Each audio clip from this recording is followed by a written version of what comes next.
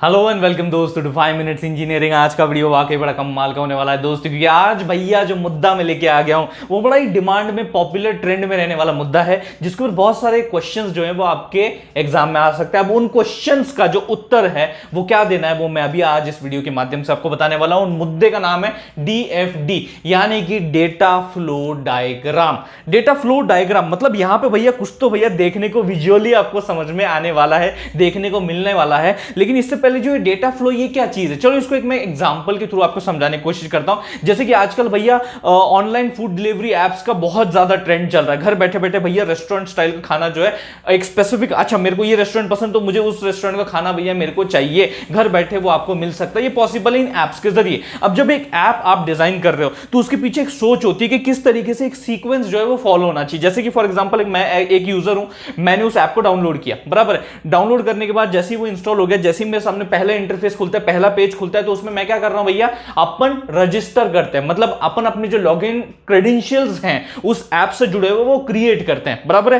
फिर उसके बाद वो वेरीफाई होते हैं। एक बार वो वेरीफाई हो गए फिर आप लॉगिन पेज पे जाते हो। लॉगिन पेज पे जाने के बाद वही जो क्रेडेंशियल्स आपने रजिस्ट्रेशन के वक्त यूज किए थे वही आप फीड करते हो और लॉगिन करते हो। लॉगिन करने के बाद एक होम इंटरफेस आपके सामने आता है जहां पे वो आपसे लोकेशन आपकी पूछता है, फिर वो आप लोकेशन वहां पे मेंशन करते हो, बराबर। तो लोकेशन भी एक इंपॉर्टेंट डेटा है जो आपने उसको प्रोवाइड कर दिया। अब उस डेटा के बेसिस पे वो जो आपकी नियर बाय लोकेशंस के जो रेस्टोरेंट्स हैं वो आपको रेकमेंड करता है। अब वो रेकमेंडेशन में से आप किसी एक रेस्टोरेंट को चुनते हो, उसमें से फिर आपको वो डेटा डिस्प्ले करता है उस रेस्टोरेंट का मेन्यू का। फिर उसमें से आपको सिलेक्ट करते हो आइटम्स को और कार्ट पे ऐड करते हो, तो वो भी एक डेटा आपने उसको वहां पे सप्लाई कर दिया। फिर आप फाइनली चेकआउट करते हो, पेमेंट डिटेल्स एंटर करते हो, तो वो भी एक डेटा आपने दे दिया। उस बेसिस पे आप पेमेंट जो इंटरफेस है उसमें जाते हो, वहां पेमेंट आप अपना कंप्लीट करते हो। पेमेंट कंप्लीट होने के बाद ऑर्डर आपका कंफर्म हो जाता है। फिर वो सारी ऑर्डर से रिलेटेड डिटेल, लोकेशन डिटेल जो है वो आपकी जो नियर बाय डिलीवरी गाय होगा, बंदा बंदी जो भी हो सकते हैं, वहां उसके तक जाता है, उस तक पहुंचता है। फिर वो उस रेस्टोरेंट तक पहुंचता है, जो भी आपकी ऑर्डर प्रिपेयर हो गई होगी उसको ले लेता है और फिर आपके लोकेशन पे उसको डिलीवर कर देता है। फाइनली मैसेज आता है your food is delivered. Simple सी बात है। तो अब इस पूरे माहौल में आपने देखा होगा डेटा कहां से कहां कैसे कैसे फ्लो कर रहा है, और जो फाइनल आपको अचीव करना था कि घर बैठे भैया स्वादिष्ट रेस्टोरेंट खाना खाना था, वो आप अचीव कर पा रहे हो। एंड अगर मैं इसी सारे डेटा फ्लो को एक डायग्राम में बांध के आपके सामने रख सकूं, आपको दिखा सकूं, तो कितना बढ़िया होगा। वो कितना बढ़िया से आपको सारा का सारा जो मामला है वो समझा देगा। और वही काम जो है भैया आपका डेटा फ्लो डायग्राम करने की पूरी कोशिश करता है, और इसमें मदद करते हैं उसके वो 4 एलिमेंट्स, बहुत इंपॉर्टेंट 4 एलिमेंट्स हैं जिसके बारे में आपको पता होना चाहिए। That is first is a process.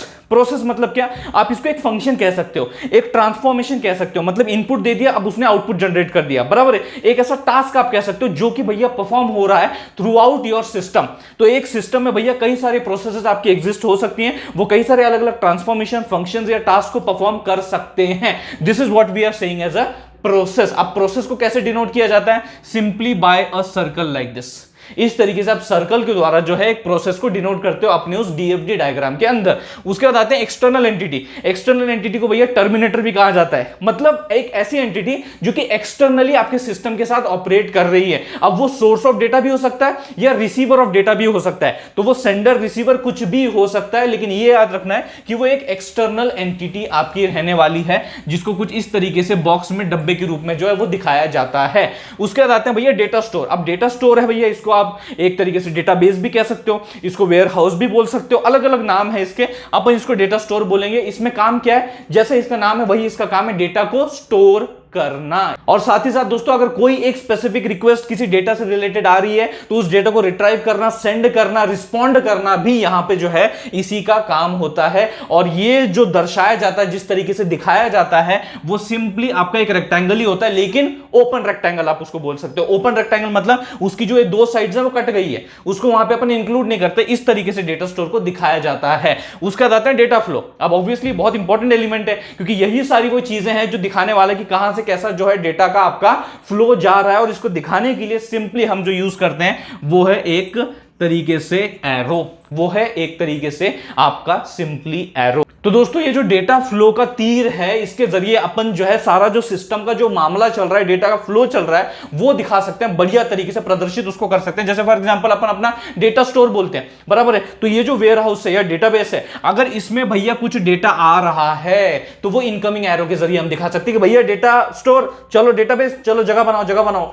Data आ रहा है, इनकमिंग एरो के जरिए दिखा सकते हैं। एक आउटगोइंग एरो भी हो सकता है कि मान लो डेटा के रूप में आप रिस्पॉन्ड कर रहे हो, कुछ तो बता रहे हो, कुछ तो एक तरीके से सेंड कर रहे हो, तो वो आउटगोइंग जो आपका एरो होता है, जो कि डेटा फ्लो एरो, आउटगोइंग के रूप में आपको इस तरीके से देखने को मिल सकता है। अलग अलग जो आपकी एंटिटीज हैं उनके साथ भी यही चीज होती है कि प्रोसेस में भैया ये इनकमिंग एरो है, ये आपका आउटगोइंग एरो, उसके बाहर जा रहा है वो प्रोसेस के, तो यहां पे इनपुट है, यहां पे आउटपुट है, कुछ तो इस तरीके से जो है सारी चीजें डिपिक्ट आप कर सकते हो by using this data flow arrow. अब यार देखो, आपको डायग्राम तो बनाना है, ठीक है, आपको कंपोनेंट्स भी पता चल गए, ये चार जो कंपोनेंट्स हैं इनके बारे में भी समझ में आ गया, किस तरीके से इनको डिनोट किया जाता है विजुअली, वो नोटेशंस भी आपको पता चल गए। अब अगला बड़ा सवाल ये आता है कि ऐसे हमें कौन से नियमों का पालन करना है जब हम लोग इस डायग्राम को बिल्ड कर रहे होंगे। ऐसी कुछ चीजें जो आपको करनी है, जैसे कि ये कुछ चीजें हैं जो आपको करनी है, और ये कुछ चीजें जो आपको कतई बिल्कुल भी नहीं करनी है। ओके, अब देखते हैं सबसे पहले तो कौन कौन सी चीजें हम कर सकते हैं जब हम अपने डायग्राम को बना रहे हैं, डेटा फ्लो डायग्राम को।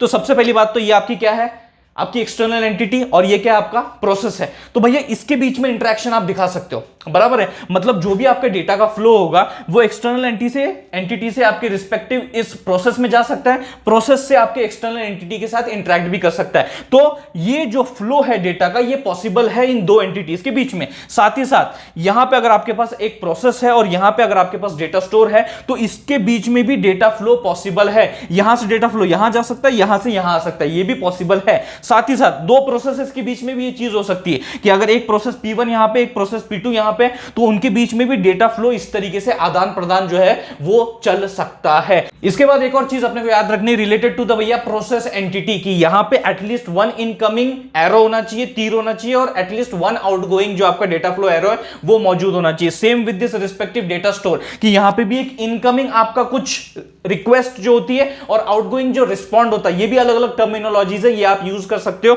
ये यहां पे लेबल के रूप में भी आप यहां दिखा सकते हो। तो ये सारी तमाम बातें जो है ये हो सकती हैं। These are the possible things that you can do और परफॉर्म इन योर डीएफडीज। लेकिन यहां पे भाई साहब ऐसी कुछ चीजें जिनकी सख्त मनाही है, these are the don'ts, these are the dos, these are the don'ts. Don'ts में क्या है कि भैया एक्सटर्नल एंटिटीज आपस में जो है एक दूसरे के साथ डायरेक्टली जो है कॉन्टैक्ट में या इस तरीके से जो इंटरेक्शन है, डेटा का फ्लो है, नहीं हो सकता। इसके बीच में आपको प्रोसेस की जरूरत पड़ने वाली है।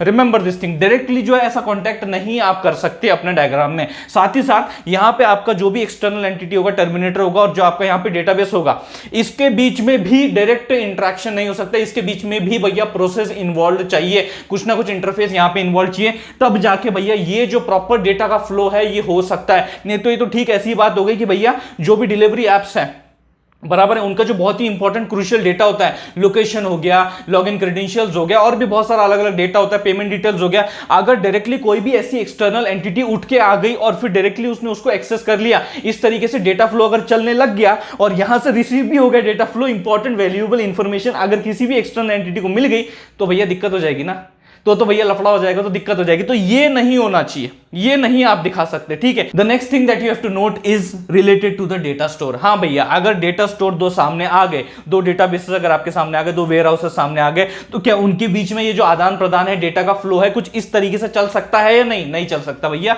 वो डोंट सेक्शन में मेंशन है, तो ये चीज ना चालबो भैया, ठीक है। तो इस तरीके से सारी बेसिक इंफॉर्मेशन, सारे नियम कानून, सारी इंपॉर्टेंट जितनी भी आपकी बेसिक एंटिटीज जो कि डीएफडी में इन्वॉल्व है, basic meaning of DFD with the help of example मैंने आपके सामने रख दिया, डिलीवर कर दिया।